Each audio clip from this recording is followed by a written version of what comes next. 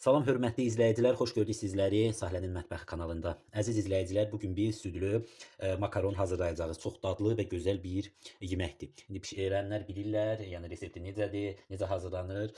Bişirməyənlər üçün bunu hazırlayacaq, yəni öyrədəcək belə deyək. Bunun üçün bizə nələr lazımdır? Süd, ondan sonra makaron, biz belə burmalı makaron götürmüşük. Siz istəsəz təbii ki, balıq qulağı deyirlər, digər yumru və sairə belə deyərdim makaronlardan istifadə edə bilərsiniz.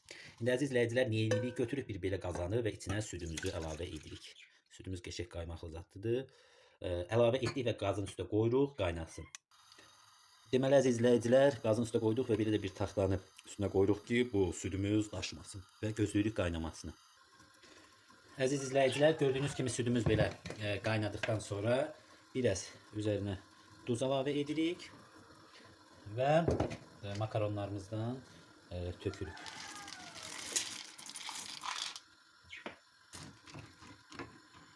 Makaronlarımızdan tökdükdən sonra vampodda qoyuruq ki, yaxşıca belə deyərdim pişsin. Südlü vermişimiz. Əziz izləyicilər, gördüyünüz kimi bax beləcə makaronlarımız pişir. Düzdür, biraz belə deyək ki, südü daşırtdıq. Ancaq olan şeydir. Bax beləcə makaronlarımız hamısı pişir. Biraz tez qarışdırmaq lazımdır ki, bir-birinə yapışmasın, altı yapışmasın və yaxşıca pişsin. Belə. Pişəndən sonra tam göstərəcəm, yəni boş qaba qoyub artıq süfrəyə vermək olar, yəni yemək olar.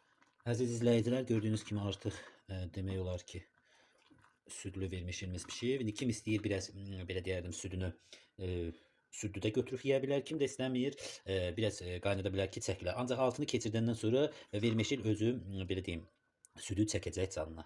İndi əziz izləyicilər, boşqaba qoyub süfrəyə verə bilərik.